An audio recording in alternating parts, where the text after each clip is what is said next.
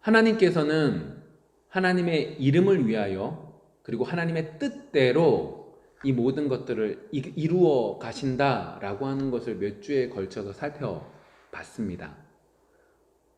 므낫세에 대한 이야기였죠. 우리가 생각할 땐 므낫세 같은 사람들을 죽여버리는 것이 하나님께 더 큰 영광, 이렇게 하나님 앞에 대들고 하나님 말씀대로 살지 않는 사람들은 없애버리는 것이 맞습니다 라고 하는 것이 더 정의로운 것 같지만 하나님은 그렇게 하지 않으셨죠. 하나님의 말씀에 쓰여진 대로 포로로 끌려갔음에도 불구하고 하나님께 회개하면 하나님의 말씀대로 다시금 되돌려 주신다 라고 하는 것을 이루셨고, 그리고 그 속에서 므낫세 입에서 자발적으로 하나님의 이름을 높이게 되는, 여호와 하나님을 섬기게 되는 것들을 보게 하셨죠. 그리고 지난주 말씀은 그러한 은혜를 받은 사람들이 우리라는 거예요. 우리 그리스도인들은 하나님의 은혜를 받은 자예요. 그래서 우리는 하나님의 말씀대로 살아가면 하나님께서 역사해 주실 거예요. 그런데 하나님의 은혜 앞에 살아가지만 우리는 뭘 가지고 나아가냐? 신앙생활을 하다 보면 자신의 의가 드러난다라고 하는 거죠.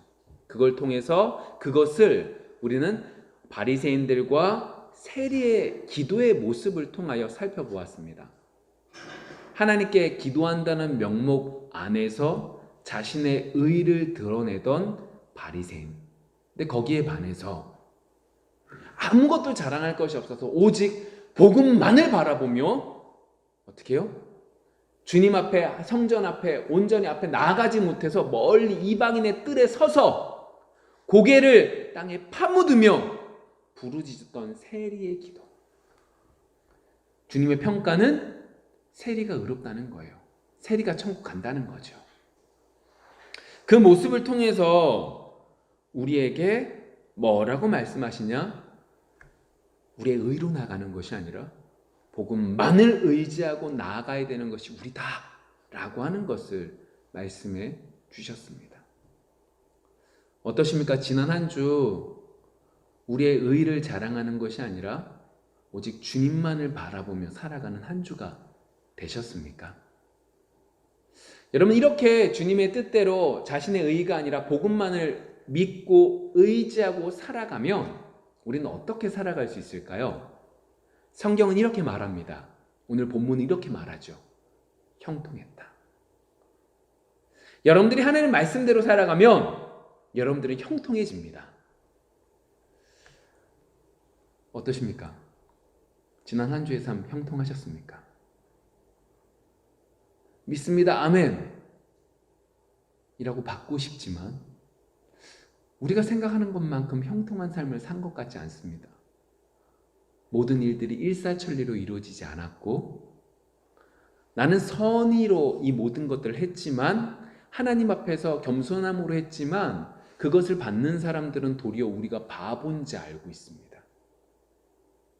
내가 하나님의 자녀로서 피해를 봤는데 그 피해를 본 것을 가지고 그 사람들은 도움을 받았음에도 불구하고 손가락질을 하는 것이 현 시대라는 겁니다. 아니, 처음 인류가 시작할 때부터 지금까지의 모습이죠.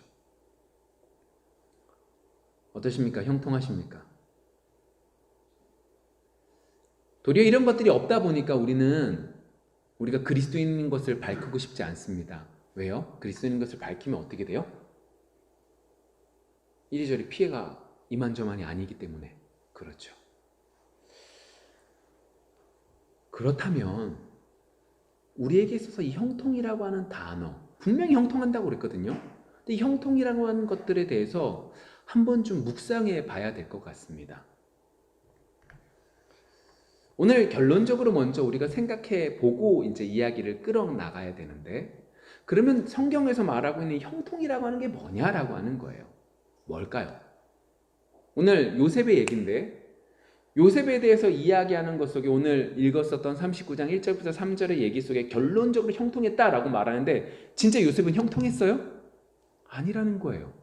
근데 하나님이 형통이라고 말하는 것을 보면 이 형통이라고 하는 것은 하나님이 요셉과 함께 계신 것을 형통이라고 말한다는 겁니다.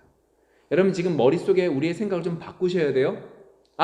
내가 이루어지는 것들이 잘 일사천리로 잘 이루어지는 것, 내가 선의를 이루었더니 다른 사람들이 나한테 더 잘해주는 것, 이게 형통이 아니라 하나님이 나와 함께 계시는 것이 뭐다? 형통이다 라고 하는 생각을 가지고 오늘 말씀을 보셔야 된다는 거예요. 어떠십니까? 그런 면에서 여러분들 이번 한 주 동안 형통하셨습니까? 하나님이 여러분들과 함께 계셨나요? 어떻게 한 것이 하나님이 여러분과 함께 계셨다라고 하는 그 형통함의 모습이 되는 거죠. 한 번쯤 오늘 말씀을 통해서 우리의 모습을 살펴보셔야 됩니다.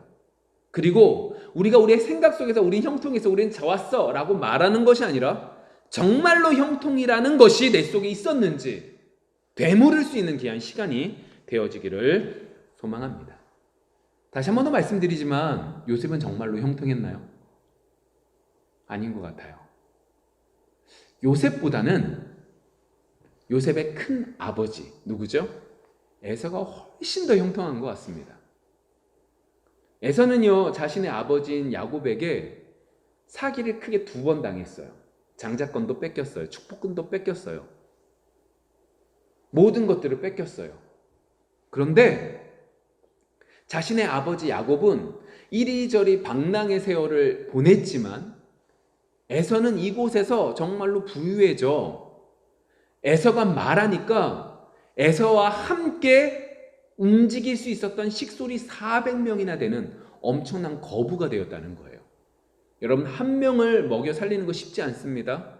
근데 그의 말 한마디에 400명이 움직일 만큼의 사람들이 그 주변에 있었고 그들을 먹여 살릴 수 있었다? 엄청난 거예요. 그렇게 영향력이 있었다는 거죠. 그렇게 따지면 자신의 아버지보단 에서가 훨씬 더 부유한 것 같습니다. 훨씬 더 형통한 것 같습니다. 근데 조금 전에 말씀드린 것처럼 형통이라고 하는 단어를 우리 그리스도인들은 좀 다르게 보셔야 된다는 거예요. 우리에게 있어서 더 중요한 것이 있는데 누가 더 부자가 됐냐, 누가 더 잘 나갔냐 이게 중요한 게 아니라 누가 일사천리로 모든 것들이 고속도로가 열렸느냐 중요한 것이 아니라 누구에게 하나님이 포커스를 맞추셨고 어느 쪽에서 역사했느냐가 더욱더 중요하다라고 하는 거죠. 여러분 이번 한 주 동안 살아가시면서 우리의 마음속에 우리의 삶 속에 무엇이 발견되어야 되냐?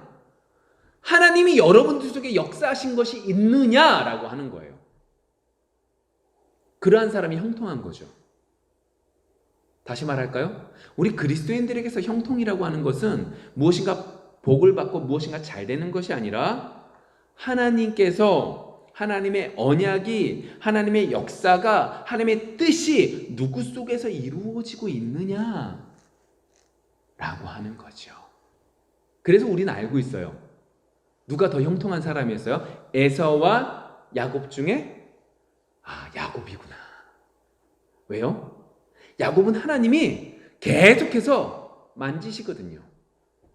저는 제 멋대로 돈을 많이 벌겠습니다 라고 몸부림쳤지만 그렇게 절정에 다다를 때마다 하나님은 어떻게 해요? 그를 완벽하게 꼬꾸러 들이시죠. 에서에겐 관심이 없어요. 자기가 자기 노력으로 많은 돈을 벌든 벌지 않든 관심을 두지 않으세요. 하나님의 관심은 야곱이었고 그 야곱에게 계속해서 역사하셨죠. 형통이요? 하나님께 함께하는 거라니까요. 야곱은 형통했어요. 우리의 눈에 볼 땐 보이지 않을 뿐이죠. 그런 면에서 오늘 성경의 본문의 요셉의 형통은 우리가 좀 오해하지 말고 보셔야 될 부분이 뭐냐면 지금 요셉이 끌려가요. 종이 돼요. 감옥에 갇혀요. 근데 우리는 성경의 이야기를 너무나 잘 알고 있잖아요. 나중에 뭐가 되죠? 총리가 돼요. 그래, 하나님께서 분명히 이 사람이 이렇게 어렵지만 이 어려운 것을 믿음으로 이겨내면 하나님이 강력하게 너무나 큰 복들을 주실 거야 라고 하는 것에 포커스가 맞추면 안 된다는 거예요. 안 된다는 거예요.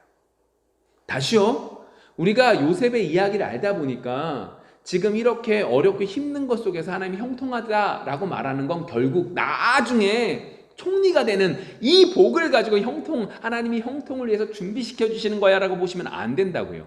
그것도 맞아요. 그렇지만 그렇게 보면 하나님이 정말로 그리고 싶었던 그 그림을 보지 못하는 거죠. 하나님은 내가 이런 하나님이야 라는 걸 말해주고 싶으셨는데 그것을 받는 사람은 그 하나님의 모습 속에 조그마한 하나 때문에 이것으로 하나님은 전부야 라고 생각하는 물질의 하나님으로 바꿔버릴 수 있게 된다라고 하는 거죠. 제가 이렇게 말하지만 참 힘 빠지는 형통이죠. 차라리 처음부터 모든 것들이 다 잘 되어서 정말로 한 번도 어려움 없이 일사천리로 모든 인생이 잘 돼서 딱 되면 좋겠는데 그게 아니라 죽도록 고생하고 종로로 타다가 그리고 더 나아가서 감옥에 갇히는 그것도 강간범으로 잡혀가는 모습 속에서 정말로 형통한 것 같지 않다라고 하는 거죠. 여러분 기억하세요. 결론만 좋은 건 세상의 가치관이에요. 개처럼 벌어서 정승처럼 쓴다 라고 하는 그런 속담이 있듯이 그것이 제가 오늘 이거를 이제 이 속담을 쓰려고 인터넷을 뒤져보니까 요즘 신문에는 참 옛날 좀 오래된 사설인데 참 쓰잘데기 없는 사설도 있더라고요. 동물의 권리에 대해서 개라고 쓴 거에 대해서 기분 나쁘다 어쩐다 이렇게 쓴 사설이 있더라고요. 그러니까 그런 것들은 차치해 두고 그만큼 그러니까 힘들게 돈을 벌어도 돈을 좋게 쓰면 된다라고 하는 것으로 갖춰지지만 우리는 그렇지 않아요. 성경은 결론만을 중요하게 여기지 않아요. 이 과정 속에서 올바로 나아가는 것을 중요하게 하시는 것이고 그 속에 하나님이 함께하는 그 결과는 언제나 좋은 거죠. 설사 그것이 우리 눈에 다르다 할지라도 그러한 면에서 오늘 요셉의 얘기를 좀 보셔야 돼요. 볼게요. 1절부터 6절까지 말씀이에요. 요셉이 이끌려 애굽에 내려가매 바로의 신하 친위 대장 애굽 사람 보디발이 그를 그리로 데려간 이스마엘 사람의 손에서 요셉을 사니라. 여호와께서 요셉과 함께 하심으로 그가 형통한 자가 되어 그의 주인 애굽 사람의 집에 있으니 그의 주인이 여호와께서 그와 함께 하심을 보며 또 여호와께서 그의 범사에 형통하게 하심을 보았더라. 요셉이 그의 주인에게 은혜를 입어 섬김에 그가 요셉을 가정 총무로 삼고 자기의 소유를 다 그의 손에 위탁하니 그가 요셉에게 자기의 집과 그의 모든 소유물을 주관하게 한 그때부터 여호와께서 요셉을 위하여 그 애굽 사람의 집에 복을 내리심으로 여호와의 복이 그의 집과 밭에 있는 모든 소유에 미친지라. 주인이 그의 소유를 다 요셉의 손에 위탁하고 자기가 먹는 음식 외에는 간섭하지 아니하였더라. 요셉은 용모가 빼어나고 아름다웠더라.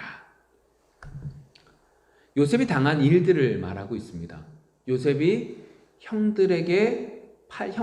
형들에게서 팔려가 이스마엘 사람들에게 팔려가서 애굽에 팔려가게 됩니다. 그리고 그 속에서 시위대장 보디발의 집에 끌려가게 되죠. 그때 나이가 17살 때쯤 된다고 합니다.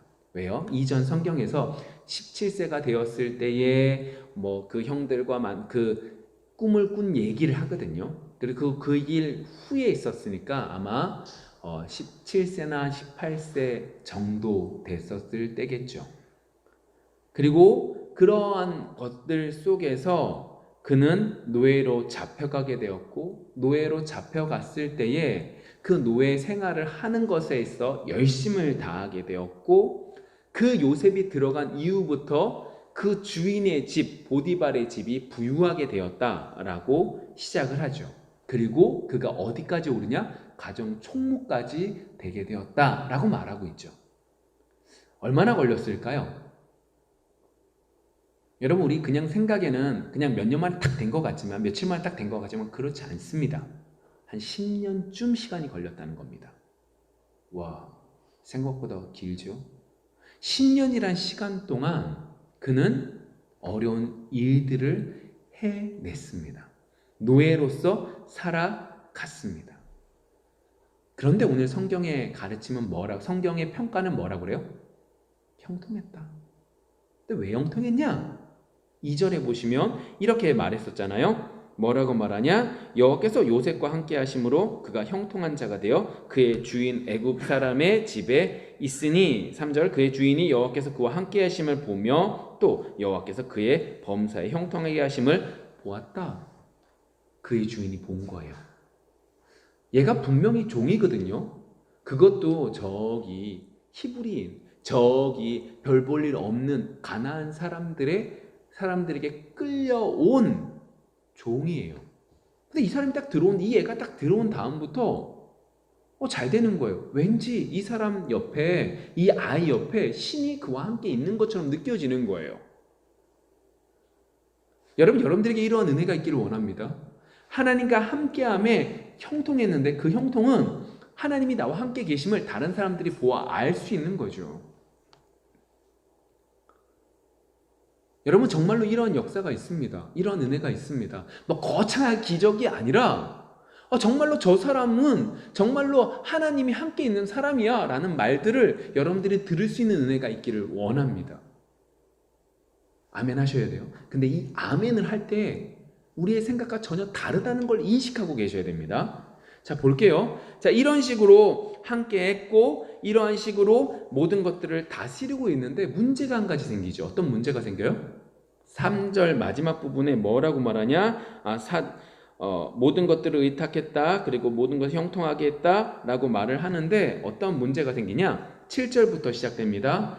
그의 주인의 아내가 요셉에게 눈짓하다가 동침하기를 청하니 요셉이 거절하며 자기 주인의 아내에게 이르되 내 주인이 집안의 모든 소유를 간섭하지 아니하고 다 내 손에 위탁하였으니 이 집에는 나보다 큰 이가 없으며 주인이 아무것도 내게 금하지 아니하였더라도 금한 것은 당신뿐이니 당신은 그의 아내임이라. 그런즉 내가 어찌 이 큰 악을 행하여 하나님께 죄를 지으리까. 여인이 날마다 요셉에게 청하였으나 요셉이 듣지 아니하여 동침하지 아니할 뿐더러 함께 있지도 아니하니라. 큰 유혹이 한 가지 들어오는데 그것이 뭐냐? 자신의 주인의 아내가 요셉이 아름다웠고 그리고 건강했던 그 모든 것들을 보고 유혹했다라고 이야기하죠. 근데 그 유혹을 오늘 성경 속에서 어떻게 해요? 내가 어떻게 득지하려? 내가 하나님께 어떻게 득지합니까? 라고 말을 하면서 그것들을 피하기 시작을 합니다.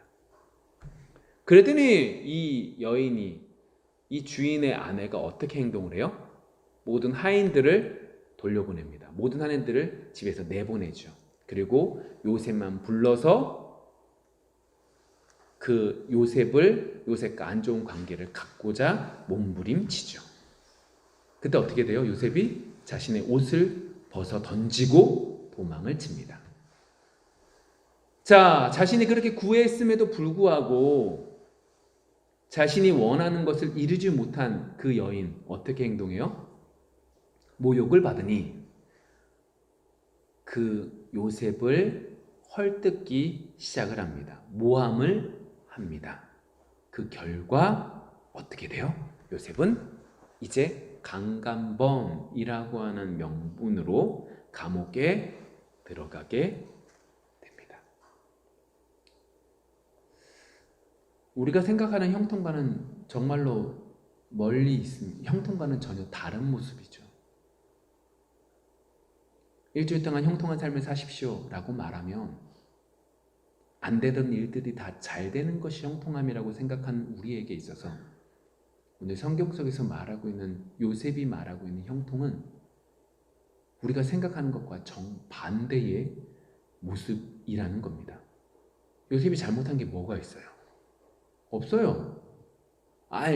요셉이 처음에 이 모든 시작점인 자신의 형들에게 자신의 꿈을 이야기한 그런 교만한 모습, 그렇게 아나무인의 모습들, 이것이 그를 죽음에 이르기까지 그를 노예로 팔 정도는 아니었어요. 노예 생활하면서 그가 최선을 다했지 그가 잘못한 모습들을 행하지 않았어요. 그럼에도 불구하고 그는 감옥까지 오게 됐죠. 근데 그럼에도 불구하고 성경의 가르침이 형통이라는 거예요. 오늘 이 부분에 있어서 이정호 목사님이라는 분은 이렇게 설명을 하더고요. 하나님과 함께 하심이 뭐다? 형통이라는 거예요. 그러면 하나님과 함께 하면 어떤 역사가 있느냐? 하나님께서 하나님 앞에 죄를 범할 수 없게 된다. 이것이 형통이다라는 거예요.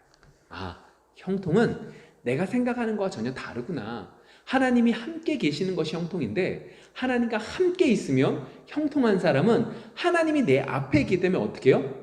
죄를 범하지 않으려고 몸부림친다라고 하는 거죠. 여러분 그런 면에서 지난 한 주 동안 형통하셨습니까?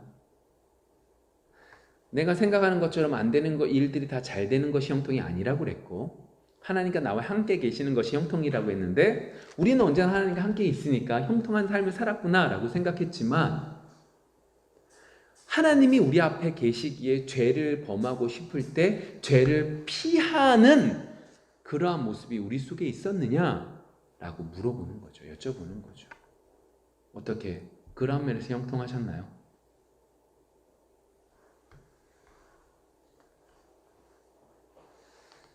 여러분 우리가 하나님께서 주시는 그 형통함 가운데 있을 때 우리는 언제나 괴로운 일들을 당합니다. 우리가 생각할 때는 하나님이 주시는 형통함이 있을 때 일사천리 잘 되는 것이라고 생각하지만 그것이 아니라 하나님이 우리에게 주시는 형통함이 있을 때 우리는 힘듭니다. 왜요? 하나님이 내 앞에 계시기에 하나님의 말씀대로 살려고 몸부림치다 보니 세상이 우리를 괴롭게 합니다. 핍박을 받습니다. 괴로운 일들을 겪습니다. 만일에 지난 한 주 동안 우리의 삶 속에 예수 믿는 것 때문에 괴로운 일들을 겪지 않았다, 피해보지 않았다, 피하지 않았다, 그러면 우리의 모습들, 우리의 신앙들을 뒤돌아 보셔야 됩니다. 아, 지금은 예수 믿는 것이 손가락질 받는 일이 아니기 때문에 핍박을 당하는 일이 아니기 때문에 그런 일은 없습니다 라고 말씀하시면 안 됩니다. 우리가 하나님 말씀대로 살려고 몸부림치면 우리는 우리의 마음속에서 부딪히게 되고 그 부딪힘 때문에 싸우게 되고 그 싸움 속에서 때로는 힘든 일들을 겪는 것이 우리의 신앙생활이라는 것을 우리는 분명히 기억하셔야 되는 거죠. 어떠십니까? 지난 한 주 동안 형통하셨습니까? 단순하게 이런 일들을 겪다 보면 우리 이런 일들을 겪고 주일날 딱 오면 어때요? 마음이 너무 힘들어요. 그리고 교회에 오면 울고 싶어요. 왜요? 지난 한 주 동안 몸부림치며 살려고 노력했는데 어떤 일만 있어요? 힘든 일만 가득하거든요.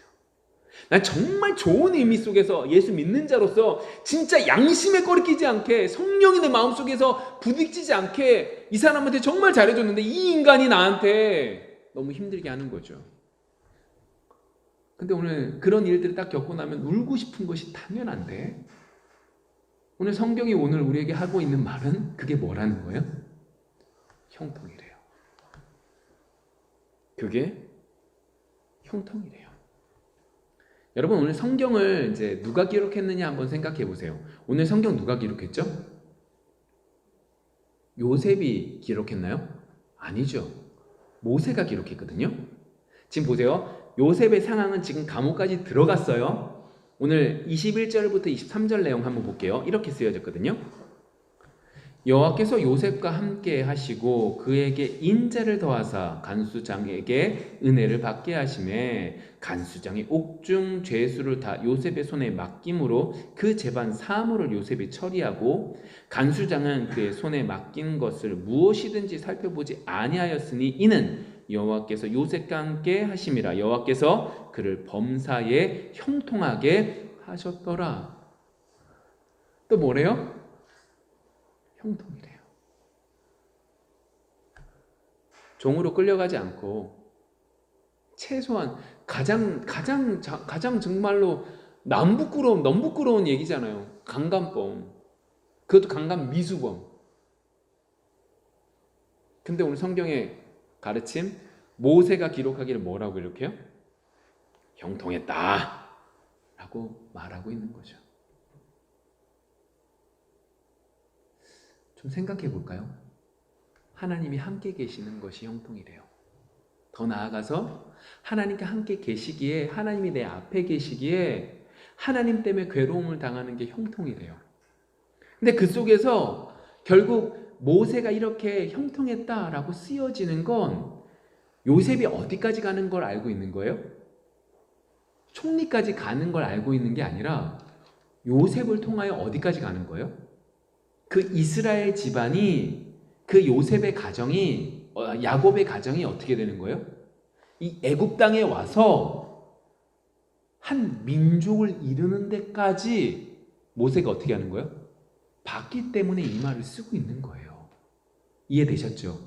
지금 요셉이 이 글을 쓰고 있는 게 아니라 요셉이 지난 훨씬 이후에, 최소한 400여 년이 지난 이후에 모세가 쓰고 있거든요. 모세가 딱 보니까 지금 요셉은 힘들게 종로로 타고 감옥에 갔지만 이 감옥에 간 것을 통하여 총리가 되고, 그 총리가 됨을 통하여 흉년 속에서 이스라엘 집안 가정 전부가 애굽으로 이주해서 한 민족을 이루게 되는 그 모든 시작점, 하나님의 말씀이 아브라함에게 하신 말씀, 이삭에게 하신 말씀, 야곱에게 하신 말씀이 이루어지는 것을 보기에 지금 모세는 이 요셉의 모습을 뭐라고 평가하는 거예요? 형통했다. 하나님이 하나님의 뜻을 이루어가고 계시는 거야. 그래서 그는 형통한 거야 라고 말하고 있다 라고 하는 거죠. 자, 다시 모세의 시점이 아니라 이 요셉의 모습 속에 가볼까요? 지금 요셉은요, 못 모르고 지금 노예까지 온 거예요. 근데 요셉에게 하나님은요, 말씀을 이미 주셨어요. 뭐라고 주셨어요? 꿈으로 주셨거든요. 해달별이 자신에게 절해요. 볏집이 자신에게 절해요. 요셉의 생각에서는 이게 뭐예요? 내가 가장 높은 자리에 오른다고 생각하는 거죠. 결국 자신이 총리가 되었다 라고 하는 데까지 가는 정도가 아니었어요. 자신은 그렇게만 생각하고 높은 자리에 오른다고 생각하는 그 의미가 아니었죠. 하나님이 정말로 요셉을 통하여 하시고 싶었던 건 그의 집안이, 그의 가정이 민족을 이루는 데까지 이루는 것이고, 그것을 위하여 그에게 뭐가 필요한 거예요? 그의 희생이 필요한 거예요. 그가 죽을 만큼 힘든 것이 필요한 거예요. 그게 하나님의 법칙이거든요. 여러분, 우리나라에 이렇게 많은 그리스도인이 생길 수 있었던 것은 우리나라 초기에 많은 피가 흘렀기 때문이에요. 복음은 피예요. 피가 흘린 만큼 복음이 전파되어져요. 예수 그리스도께서 돌아가셨기 때문에 우리가 복음을 받을 수 있었고, 우리의 믿음의 선진들이 죽었기 때문에 이 나라의 복음의 피가, 복음의 능력이 정말로 넓이 퍼졌던 거예요. 희생이 필요한 거예요. 그게 하나님의 은혜고, 그게 하나님의 법칙이에요. 그게 하나님의 사랑이에요. 예수 그리스도를 보세요. 그를 죽이심으로, 하나님이 그를 죽이심으로 우리를 구원하셨죠. 그 모습을 시편이 이렇게 말하고 있습니다. 볼게요. 시편 105편 16절부터 19절의 말씀이에요. 이제 요셉에 대한 이야기인데, 그가 또 그 땅에 기근이 들게 하사 그들이 의지하고 있는 양식을 다 끊으셨도다. 그가 한 사람을 앞서 보내셨으며 요셉이 종으로 팔렸도다. 그의 발은 착고를 차고 그의 몸은 쇠사슬에 매였으니 곧 여호와의 말씀이 응할 때까지라. 그의 말씀이 그를 단련하였도다. 하나님께서 요셉을 먼저 보내세요.